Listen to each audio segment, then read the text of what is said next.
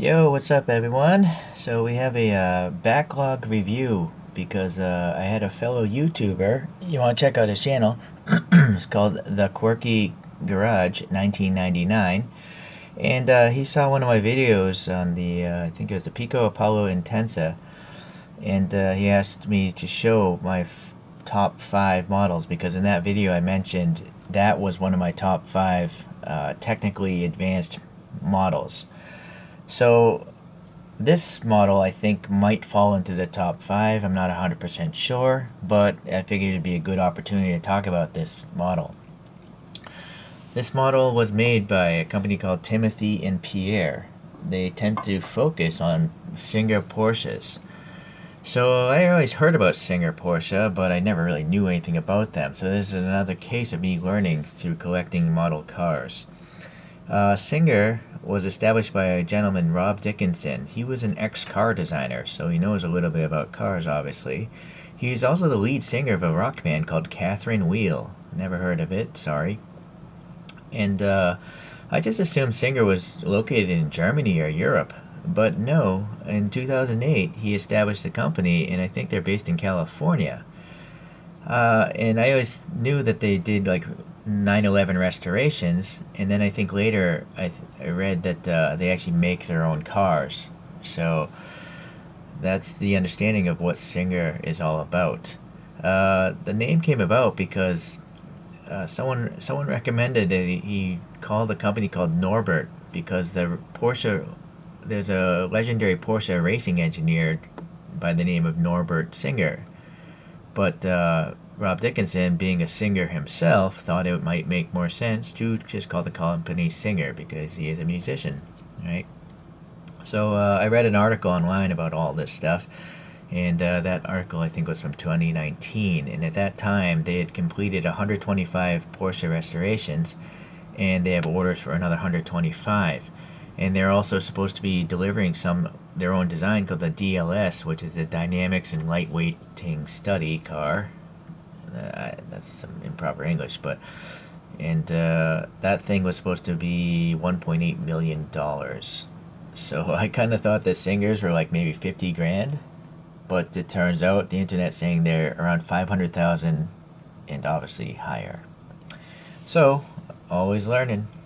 Okay, hopefully I'm learning correctly.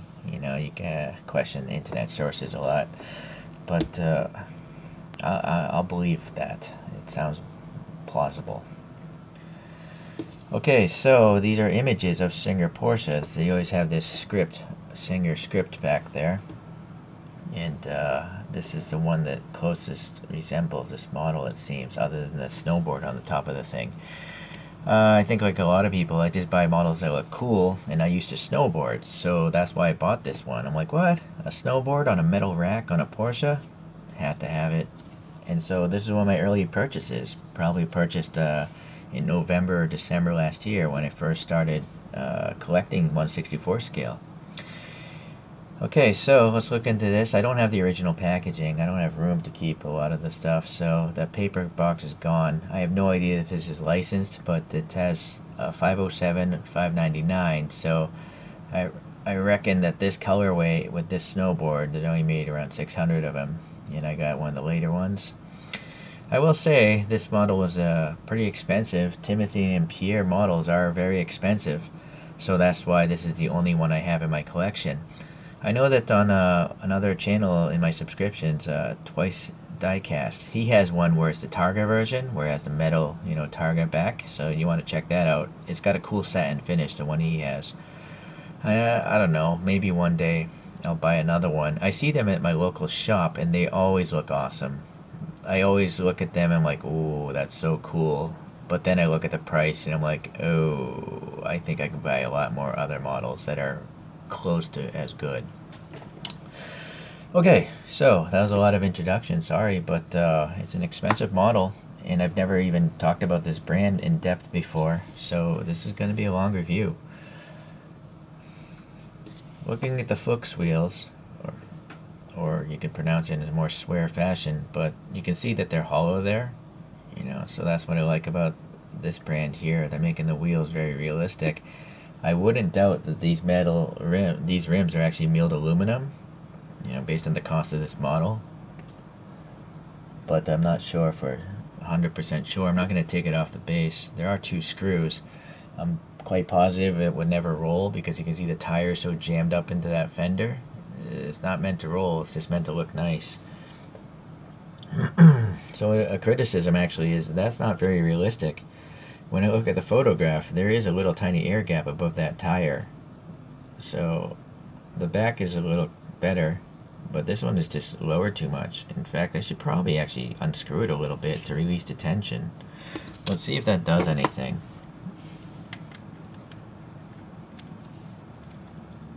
No, it doesn't. So I'm literally pushing the screw upwards. No, so that doesn't do anything. I will also say another criticism about this particular brand, this model, is this base. It's like a fake leather, which I know is going to crack and deteriorate over time. And, even brand new, it just doesn't look good because they literally had to fold the fake leather underneath the cardboard. And so that's just very unsightly to see this air gap here. It's a gimmick. It's totally unnecessary. It would have been fine to just have this metal plate glued onto the plastic base. Or better yet, even recessed into the plastic base.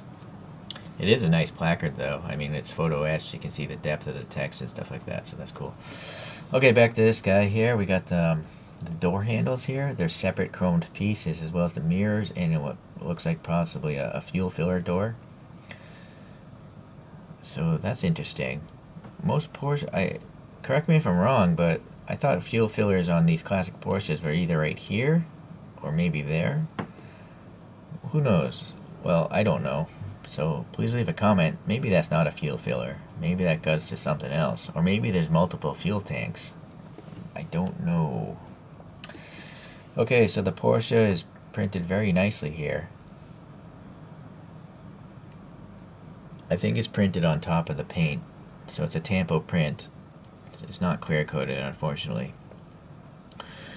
You'll notice the glass, the windshield, the greenhouse there, it's all super thin packaging type plastic, so there's no distortion or warping of the windows, right? You can see, you can read text through this thing. Okay, so you'll see the windows right there, super smooth. They seem to have printed a really shiny metallic behind it to represent the chrome window molding, but it's on the inside. This thing is one continuous piece of plastic here, I can feel. Alright, the mirrors, I guess there's no additional insert because the mirror itself is chromed plastic, so it's still reflective, it's just not a separate piece. Look at that, it's pretty good. Alright, so you can see the height of this roof rack. It's quite high and it's quite thin. It's all bent metal, so very impressive. And it's not some lame flat piece of metal, it's literally got a ledge and then it comes down, right? So that's 1 piece, 2 piece, 3 piece, 4 piece, 5 piece snowboard, 6 pieces to represent what's going on there. I guess the only thing missing is some straps to hold the snowboard down. It looks like there's holes here for straps, but they didn't actually put anything down in there.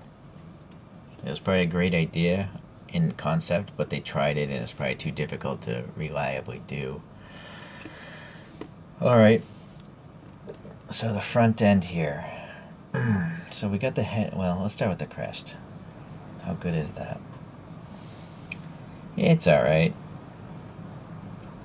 I'm looking at the photograph. It does seem a little bit large. I feel like this could be smaller. It looks more like a mobile phone instead of a Porsche crest. But you'll see the headlights are great. It's a chrome piece of plastic, and then they put in a clear piece, I think. Yeah. Or is it resin? I don't know if they filled it with glue. Let me focus on that far one. No, I'm pretty sure that has to be a clear piece of plastic.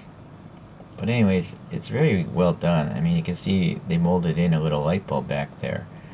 So it looks pretty realistic. Now, what I'm noticing is this is not so great by the standards of this pricing, that is. This set of lights here, this is a chrome piece of plastic, but I think this is just paint. it's just painted orange like an old Konami would do.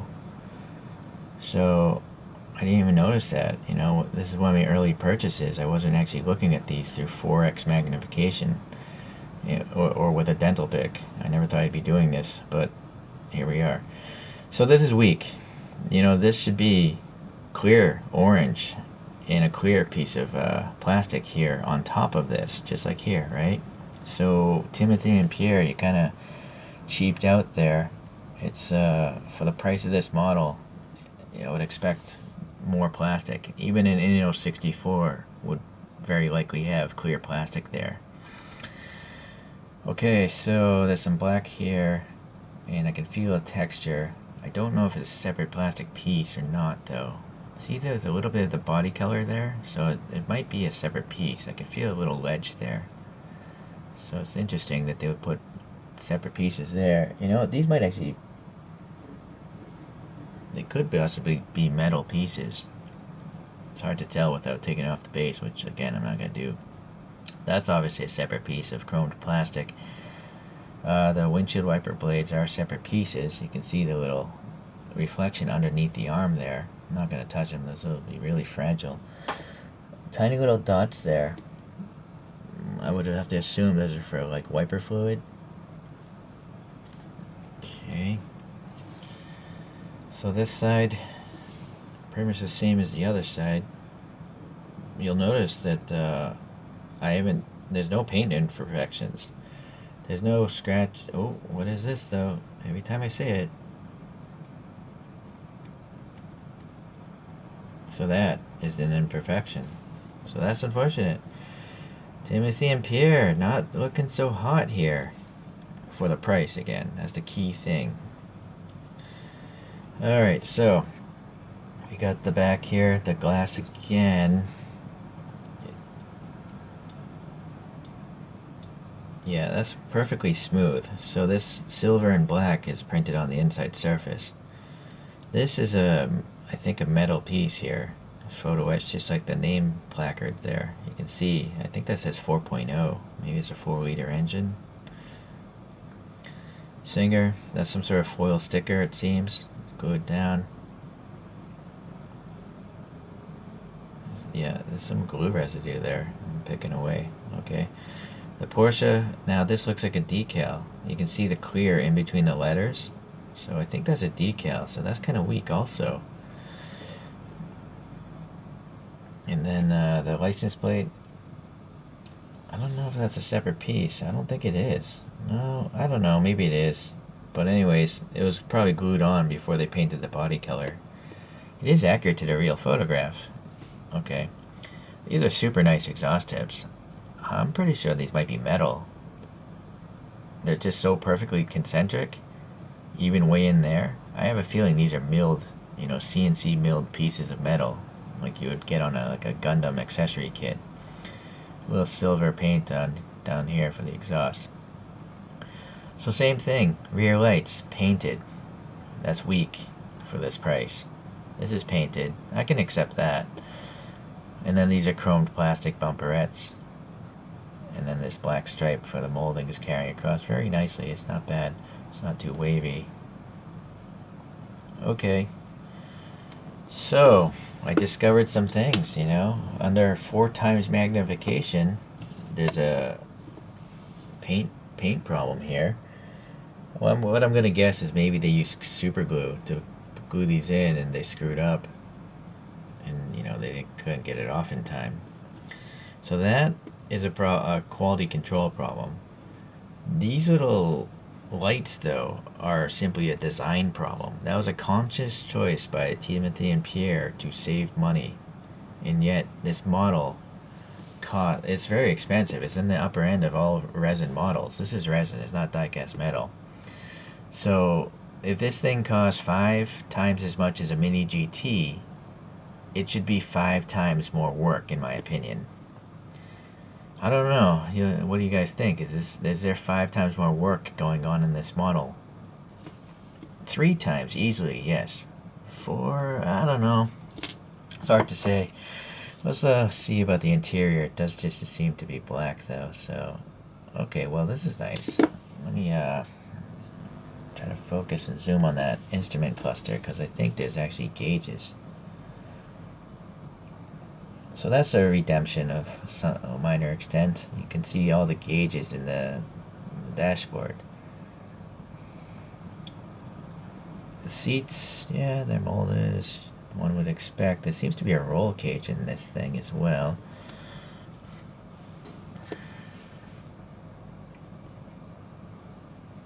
Shifter.